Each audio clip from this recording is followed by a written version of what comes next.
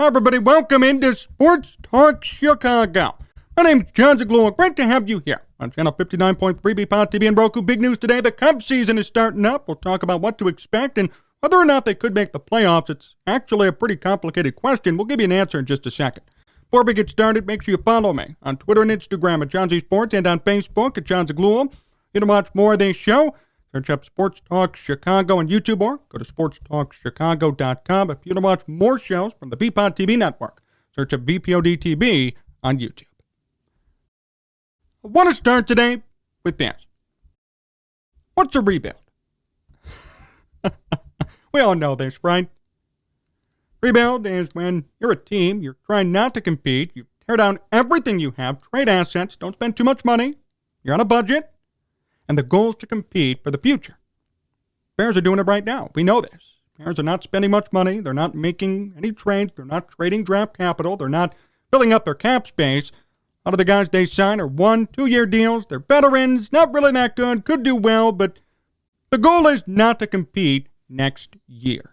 Trying to compete in 2 or 3 years at most. See, last year, I pretty much encouraged the Cubs to do the same thing. And they did, finally. It took a long time for them to get rid of the ties of Bryant, Baez, and Rizzo. But they did it. Nothing to complain about there. It was painful for the fan base. Oh my goodness, these were World Series winners. But at the end of the day, they weren't producing. They would have cost way too much money. And they were really hurting the Cubs. They got to a point where they hurt the Cubs more instead of helping it. I could find any first baseman on the street hitting .250 with 17 home runs. That's league average, below league average production. I really can't find anybody who's striking out at a rate of 200 times compared to 60 walks for the whole season. Someone like that would be in AAA. Well, that's Javier Baez's counterpart. That was his counterpart last year. And Chris Bryant was average. Chris Bryant was hitting .270, 18, 20 home runs.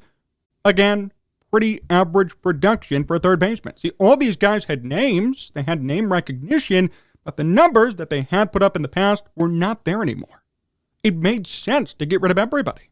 In fact, they should have done it earlier, but I know because of the COVID-19 pandemic and the shortened 2020 season, it made things more difficult for the Cubs to try and operate. So they did it last year, and everything finally went away. Cubs had no more assets. They lost the rest of the year, tanked it, 71-91. Horrible season, but in reality, they made the first good step in becoming better later in this rebuild. Now, the 2022 season is upon us, and for the Cubs, I have to say this. I've looked at their roster. I've looked at who they have going for them in their 5-man rotation. We'll talk about it, their lineup. I'm going to come out with a pretty bold prediction here, something that I never thought I'd really say. This team could be competitive. I really think so. I think there's an opportunity for 80 wins, 82 wins, maybe a 500 team. And you know what? That's not bad considering last year could have been a 100-loss season based on how the second half went.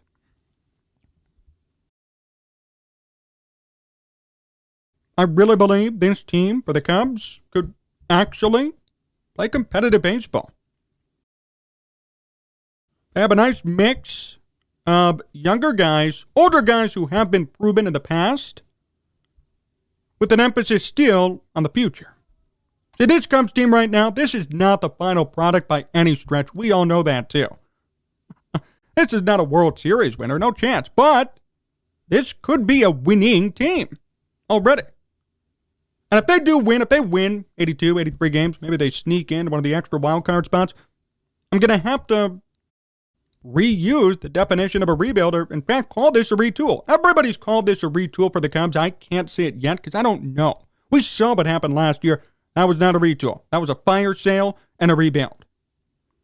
Management called it a retool. Oh, we're going to rebuild on the fly and get better on the fly. Well, the fact is you got rid of 3 former All-Stars right away, all in one day, pretty much, or all in the span of 2 days. That was a rebuild. That was a fire sale. You see stuff like that happen to NBA, NFL, MLB teams all the time. They choose to sell on everything and say, you know what, time to restart that window, restart that clock, and get back to this point in a couple of years. But when I look at this team right now, there are a lot of opportunities for competitive baseball. I don't want to guarantee it, but there are opportunities for it. Look at their rotation. Hendricks, Stroman, Smiley, Steele, and Thompson. Wade Miley is on the 10-day IL. Hendricks and Stroman, for the most part, are pretty proven. I do have my doubts about Stroman. I don't care if that's really unpopular. But Stroman, really, in his career, has not been consistent enough. When you look at Marcus Stroman and his stats, not everything's been perfect for him. He's certainly gone through some struggles in his MLB career. In last year, 3.02 ERA was his best year by far on record. But, there have been times in which he has not performed. Only the past 2 years, really, maybe past 3 out of 4, really, has he done great. What worries me is that 2018 season, a 5.54 ERA, and early on in his career, too, 2016, 4.37. It's not bad now, considering how different the game has become and how hitting has really dominated the past year. A 3.02 ERA for Marcus Stroman would be great. And that'd be elite, probably top 10 in baseball. So I can't really complain about that, but I have my doubts just based on he's had struggles in the past. Could happen again. But I'd like to see him live up to this contract. So having him and Hendricks, if they could bounce back and have around 3.5 to 4 ERAs, that's a great start for the Cubs at your 1-2. Drew Smiley's always injured, so I have no expectations for him. If he does good, good for him, but I have literally zero expectations. He's always hurt. Always hurt. Funny part about Smiley is, too, he's not even a real starter. He's going back and forth from the bullpen to starting, back to the bullpen. The Cubs had him, actually, a couple of years ago on a 1-year deal. Never even played. Got hurt.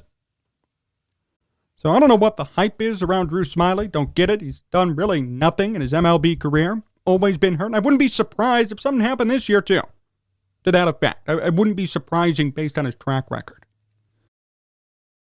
Alec Mills is on the IL as well. I have no expectations in him. Last year was a complete disaster for him.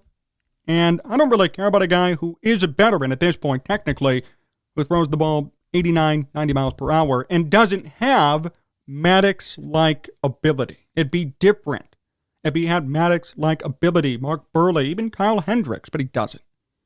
Serves it up on a platter, ball is crushed. It's not going to help anybody. Wade Miley's the interesting one. He was actually acquired by waivers, had a great year last year in Cincinnati. They just had a fire sale. They got rid of everybody, too. They're really rebuilding, the Reds. That was a great pickup by the Cubs. No question. Probably one of the best pickups, actually, of this offseason when you talk about value. They really didn't have to pay him that much compared to Stroman. Picked him up off waivers. Had a great year last year. I love that move. When he comes back, if he performs like last year, if Stroman performs like last year and Hendricks rebounds, that's a great 1-3. See, that's the thing, and we'll see this as we go on through the roster. There are a lot of guys who've had good careers and good seasons. If everybody coalesces and has a good season or could play up to their full potential, we're talking about a real competitive and, if not playoff potential team here. But the problem's going to be, can they do it? We don't know. And it would be stupid to say, oh, everybody's going to perform at their top and they're going to win, because we don't know that. And all these guys are new. It's not going to work like that. It'd be nice, but probably not. And that's where my trepidation lies. In the bullpen, David Robertson, again, proven closer, but older. Not as effective as he once was. Michael Gibbons, again, proven reliever, older, not as effective as he once was. Daniel Norris, the same. Also have Rowan Wick back and Chris Martin. Bullpen's fine. Hey, the best thing is, no more Craig Kimbrell. I don't care what happened last year. The fact is, that guy's a joke. A total joke. What a waste of money by Theo Epstein at the time and Jed Hoyer to actually pay him what they did. Ridiculous. Talk about a waste. Wilson Contreras is catching. He's steady. I know we did a video a couple of weeks ago. I still would trade him if the right partner and the right deal comes up. I know the Yankees and the Padres were interested. If the Cubs are around 500 come the trade deadline and there are serious offers for Contreras, get rid of him right away. Take whatever you can get for him. But he hits around 240, 18, 20 home runs. Decent enough defense, good arm. He'll be good behind the plate. He'll be very reliable. Frank Schwindel is going to be the one that really intrigues me. Obviously, last year, Schwindel had a monster second half of the season. Remember, that was a 30-year-old rookie, pretty much, we're talking about. Same with Patrick Wisdom. Both of them at the corners. We're talking about 30-year-old rookies and now 31-year-old sophomores.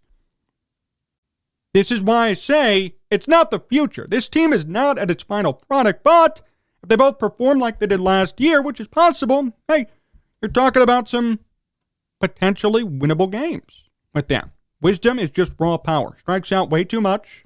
Does not hit enough for average. Raw power. Schwindel did everything last year, but you can't expect him to hit .330 this season either in a full season. I love up the middle for the Cubs. This, to me, is a part of the future you're seeing today. Nico Horner and Nick Madrigal. I don't really get the hatred for Nick Madrigal, the constant criticism. Oh, only hit for average, not a big OPS, doesn't walk.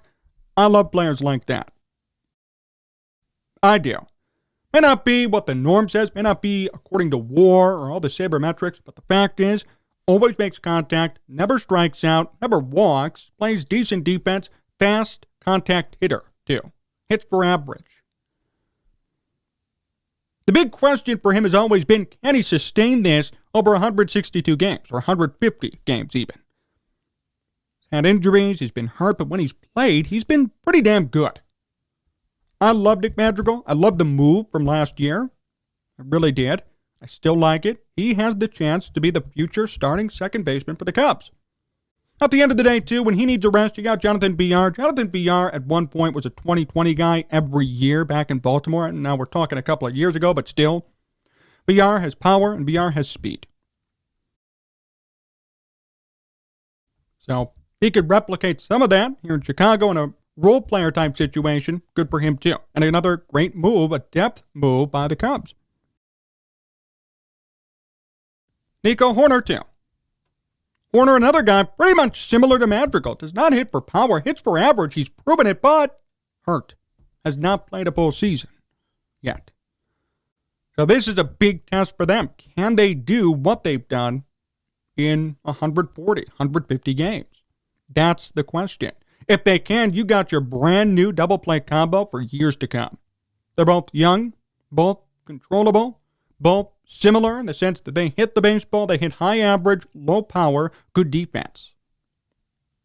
That is huge to have up the middle if you're the Cubs. In the outfield, it's kind of an open book right now. A lot of different guys trying to vie for playing time, and this is going to be determined in the first month or two of who's really going to stick and who won't. Clint Frazier's interesting. If you don't know Clint Frazier, he was a top prospect back in New York, and he actually played well when he got major league time. The problem was they were so crowded. I mean, good luck trying to play over Aaron Judge or Giancarlo Stanton, who they paid that $300 million contract. It just won't happen. So Frazier gets a chance here to really prove himself. He was hurt too. Had a couple of injuries, concussion-based problems. So coming here and having some mild success at the major league level already, being a former top prospect, here's his chance to shine. He gets a ton of opportunities. May not be starting in the opening day lineup. He will start. He will start here over the next week or two. Everybody's going to get a chance here. Everybody has a chance, especially in this first month, to prove themselves. I like Frazier. And here's a great opportunity with the team. Now you have some room in the outfield to finally perform. Also, Ian Happ out there. I'm not high on Ian Happ. I think he's way too glorified because of his public image, because he does the podcast and he's funny. Ian Happ is not good. He's an average player at best. You know, it's pretty funny. He's been around now for like 4 or 5 years, and there's really been nothing of significance that he's done. Last year, okay, I don't want to hear about last year turning it on in the second half. Those games were meaningless. The Cubs lost every one of those games. Meaningless baseball. Well, he turned it on. He did better. Look at his numbers now. Well, what were they in the first half when you needed him too? They needed Ian Happ, and he sucked. They actually needed help from him, and he couldn't come through. I wish him all the best. I don't want to trash on him, but he's not that good of a player, and he hasn't proven anything to me. I haven't seen anything special or, oh, wow, it's Ian Happ. I just don't see it. can't hit for average, strikes out way too much. I'm not interested. He's 27 years old, man. Get it together. From 2017 to 2021, he's playing. This is his 6th year in Major League Baseball. Get it together, man. A career 241 hitter. I mean, last year, okay, right. 25 home runs, 66 RBIs in 148 games. All that production came in the second half. He was demoted, too, at one point by Joe Maddon after being on the Major League roster. He's just an average hitter. Anybody could hit a baseball. No, well, his slash is good. Not really. His OPS plus is 111 for the career. Last year was 102, meaning he's right around league average. He's an average hitter, run-of-the-mill guy. You could find these people anywhere. There's nothing special or so significant about Ian Happ. And again, if he generates trade interest, the Cubs better trade him. The fact that there would be any interest should be a godsend for the Cubs. So I'm sure they've tried to unload him before, and nothing's worked. Jason Hayward and his bloated, ridiculous contract is still in center field. I don't know why the Cubs paid him that much money. At the end of the day, was it really worth it? What did he do that year? He was more of a liability that season they won the World Series. Oh, but what about his speech? Okay, fine. I mean, sure. But Jason Hayward has literally done nothing for the Cubs. He's won a Gold Glove, great. Okay.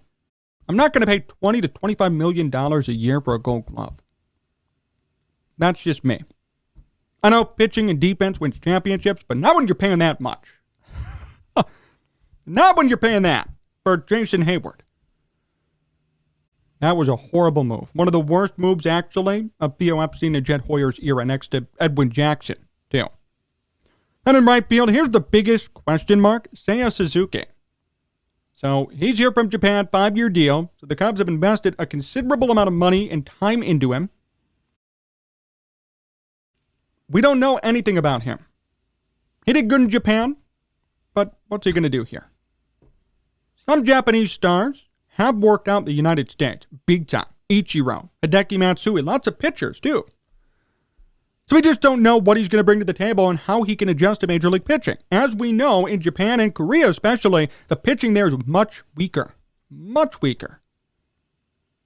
Way different than here. So when you come here, you got to adjust to the pitching. I don't expect Suzuki to light it up right away, and I want to give him some time, rightfully so. He's going to have to adjust to Major League pitching. You may not see something from him till June or July. That's okay. I want to give him the benefit of the doubt because it's not easy to adjust to Major League pitching. Just isn't. Even when he did so well or hit a couple of homers in spring training, that's really AAA pitching. Not Major League pitching. You're not facing the best of the best. You're facing a reliever who may or may not make the team. That's a big question mark. Then at DH, you could rotate a lot of different guys. Ian Happ, Contreras, Wisdom, VR, Hayward, maybe. Give him a day off. I mean, there are a lot of different ways you can go on it. So, what do I make of this? Well, you have a lot of guys who actually do have a name in baseball, who have somewhat of a reputation. Jonathan VR has a reputation. A good one, too. David Robertson has a reputation. A lot of these guys do, but the problem is they had a reputation 5 years ago.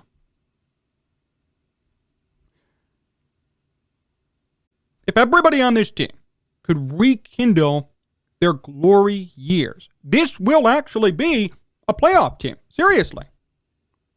And I'd love to sit here and tell you that, but the fact is we don't know. We don't know. We don't know if David Robertson's going to be a great closer. If Seiya Suzuki is going to break out or not, if he could adjust to Major League pitching in time, if Jonathan Villar is going to be used, and Drelton Simmons. What about Nico Horner? Full year, we need to see. Same with Madrigal. Patrick Wisdom, Frank Schwindel, they did good last year. Can they carry that on as 31-year-old sophomores? There are ways in which I could see this working out, but there are a lot of ways in which it won't either. But here's the positive about all of this. The fact that I'm sitting here today talking about a potential playoff appearance for this team after just trading away Bryant, Baez, and Rizzo is astounding. I actually give them credit. I do. I gave them credit last year when they made those trades, but even now, there is potential. You could see potential on paper for this team. And that to me is pretty surprising. Really surprising. I didn't expect them to be in this position already. Last year looked like a rebuild, but I'll tell you what, this may actually be a retool. And we'll see it, obviously, this year and based on performance. But I like the idea of this team. I don't know if it's going to work, but I like the idea. I get the idea. Got a couple of young guys who need to prove themselves, like Horner, Madrigal. A couple of veteran free agents, Stroman, minor league signees, Robertson, VR, Seiya Suzuki. X Factor. If everything goes right, this could be an 85, 90-win team. Seriously. If everybody plays up to their career year, this is an 85, 90-win team. But we can't be assuming that either. That's why I think, if anything, this will be a 500 team. And there's nothing wrong with that considering what you did last year and the message you sent last year. This was not supposed to be a World Series competing type season for the Cubs. And that's okay. I like the direction they're going in. They have to rebuild. And right now, they're making some great progress. And this team still could at least do something come 2022. Thanks for watching today's show here at BPOD TV, channel 59.3 in Roku. Really appreciate the time. Remember, you can follow me Twitter and Instagram at Jon Z Sports and on Facebook at Jon Zaghloul. You can watch more of this show. Search up Sports Talk Chicago on YouTube or go to sportstalkchicago.com and tune in right here every night at 10:30 on BPOD TV. So long, everyone.